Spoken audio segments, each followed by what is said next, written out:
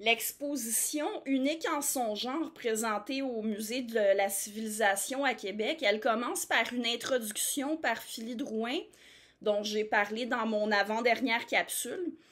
Et dans son introduction, cette personne distingue le sexe du genre tout en entretenant la confusion entre sexe et genre, comme le font généralement ceux qui endossent l'idéologie véhiculée par cette exposition-là, qu'on peut appeler l'idéologie du genre ou l'idéologie queer. Et la deuxième partie de l'exposition, dont je vais parler maintenant, elle vient aussi entretenir la confusion entre sexe et genre. Alors, petite parenthèse, je vous rappelle que moi, à la base, le concept de genre, comme il est utilisé par les idéologues du genre, je le rejette carrément. Je l'utilise seulement quand je rapporte les propos de personnes qui l'utilisent. Autrement dit, on pourrait dire que je le mentionne plutôt que de l'utiliser, ou on pourrait aussi dire que je l'utilise seulement de façon autonomique. Mais bon, admettons qu'on veuille l'utiliser, il faudrait au moins clarifier le concept. Le genre, c'est la même chose que le sexe ou pas?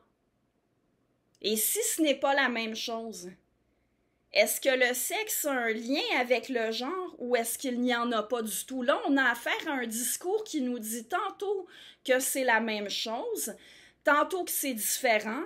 À un moment, on nous dit que la biologie joue un certain rôle dans le genre et à un autre moment, on nous dit que l'identité de genre n'a rien à voir avec le sexe. Bref, si vous êtes mélangé à travers tout ça, ce n'est pas parce que vous êtes ignorant ou parce que vous manquez d'intelligence.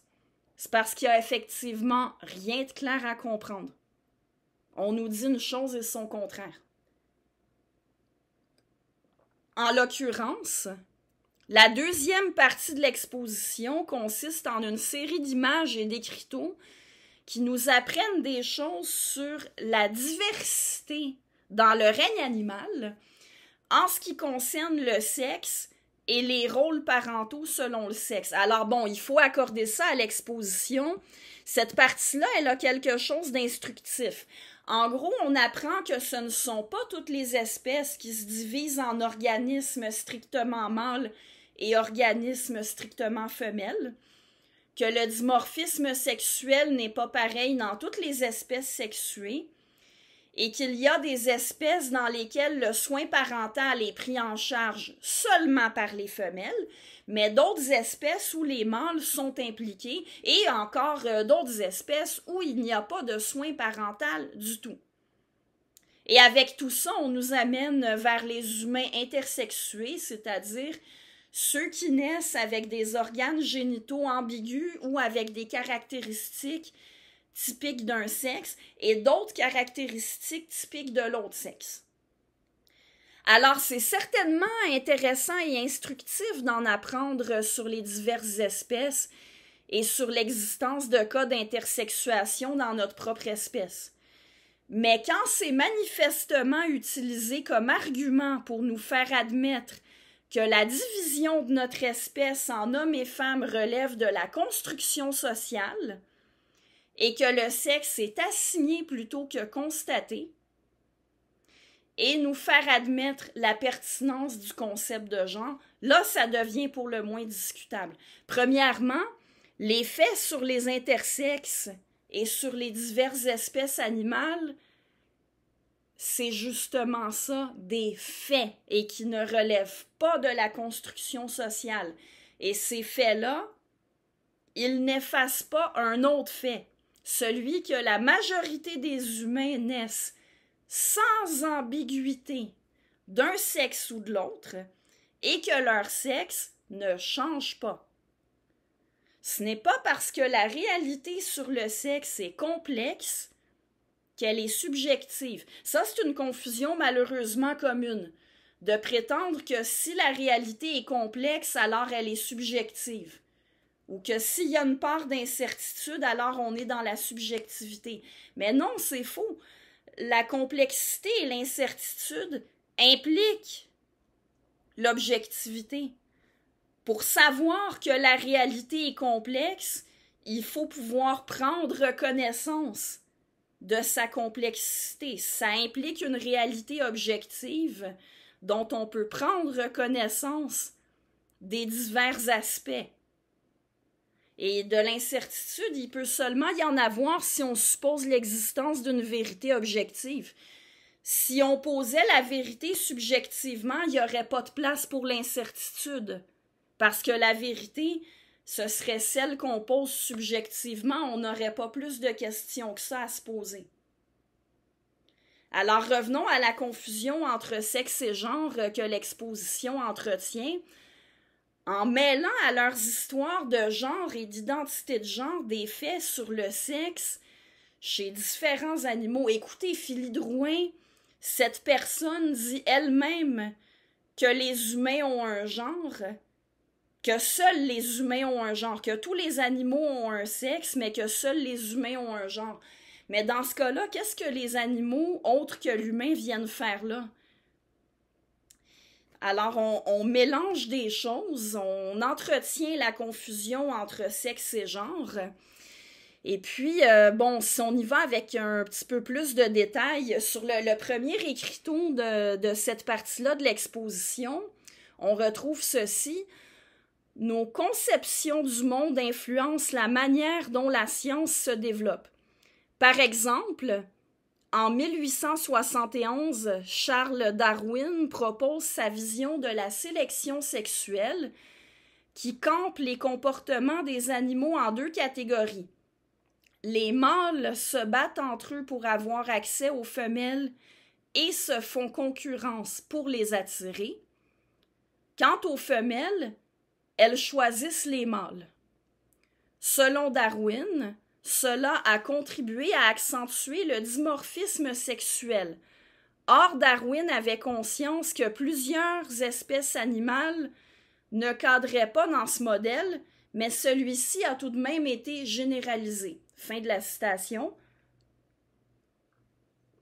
Et un peu plus loin dans l'exposition, on attribue aussi à Darwin l'idée selon laquelle mettre au monde les petits et les nourrir est un rôle qui revient aux femelles, en lui reprochant là aussi de ne pas avoir fait toutes les nuances qui s'imposent quand on regarde l'ensemble du règne animal. Mais ici, il y a lieu de poser la question, est-ce que ces idées-là de Darwin ont été généralisées ou est-ce qu'elles ont plutôt été appliquées à l'espèce humaine?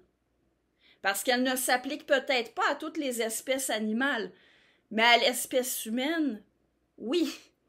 Et tenez, l'exposition nous apprend que chez les hyènes tachetées, les femelles sont plus grosses que les mâles et ont plus de testostérone qu'eux. C'est un fait intéressant, mais ça ne change rien au fait que dans l'espèce humaine, c'est l'inverse. Et tenez, il y a ça aussi qu'il y a quelque chose de trompeur. Je vous lis un autre écriteau. La nature ne produit pas seulement des individus exclusivement femelles et des individus exclusivement mâles. C'est un peu comme le cornet marbré qui contient à la fois de la crème glacée à la vanille et au chocolat pour le plus grand bonheur de nos papilles. Alors là, on voit des images d'animaux, on apprend que la femelle kangourou a 3 vagins et 2 utérus. Il est aussi question d'animaux caractérisés par ce qu'on appelle le gynandromorphisme, c'est-à-dire qu'une partie de leur corps est femelle et une autre mâle. Bon, il est à noter qu'il s'agit d'insectes, de crustacés et d'oiseaux. Puis les questions d'animaux qui changent de sexe, d'animaux hermaphrodites. Tout ça, c'est fascinant. Mais en quoi est-ce que ça devrait nous convaincre d'endosser le discours sur l'identité de genre? Quel rapport est-ce que ça a même avec l'humain? Bref, c'est pas faux que dans la nature, il y a des animaux qui ont les 2 sexes, des animaux qui changent de sexe, mais dans la mesure où le but annoncé de l'exposition, c'est de parler des humains, de la soi-disant diversité de genre chez les humains. Cette partie-là de l'exposition, elle semble plutôt créer de la confusion là où il n'y en avait même pas, qu'informer ou corriger des erreurs. Surtout dans la mesure où ce n'est même pas explicitement spécifié que, outre ces animaux hermaphrodites ou changeants de sexe, il y a bel et bien des espèces sexuées dont le sexe ne change pas, et l'humain en fait partie à l'instar de tous les mammifères. Alors, cette confusion-là qu'on semble chercher à créer, elle s'ajoute à la confusion qui est entretenue entre sexe et genre. Et je demandais précédemment quel rapport tous ces faits peuvent avoir, des faits sur toutes sortes d'animaux, quel rapport est-ce que ça peut avoir avec les humains? La seule réponse qu'on retrouve dans l'exposition, c'est un écriteau qui a pour titre « Et l'humain, lui ».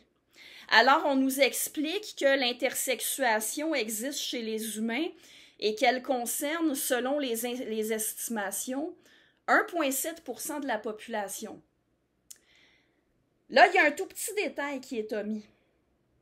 L'intersexuation, c'est différents types d'anomalies du développement sexuel qui peuvent se retrouver chez des organismes d'espèces sexuées. Les animaux qui changent de sexe pour les besoins de la reproduction ou qui sont hermaphrodites, eux, ce n'est pas une anomalie qui s'est produite dans leur développement, c'est l'état normal pour un animal de leur espèce. Alors, l'exposition présente les choses de façon à suggérer qu'il faut assimiler des anomalies du développement sexuel qu'on retrouve chez certains humains à des états normaux chez des animaux qui ne sont pas des humains, ni même des proches parents, ce ne sont même pas des mammifères. Alors, sous couvert de transmettre des connaissances en biologie, en réalité, ce qu'on fait, c'est de la rhétorique pour faire passer une idéologie. Et la cerise sur le gâteau, ça c'est une partie de l'exposition qui m'a bien fait sourire. On a droit à quelques lignes pour expliquer que la vulve et le pénis ne sont pas si différents. Je vous lis ce qui était écrit. La vulve et le pénis, pas si différents.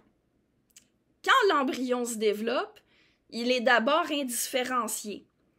Cela veut dire que tout le monde commence avec les mêmes organes génitaux composés d'un gland et d'une fente. Lors du développement fœtal, ces organes vont se différencier.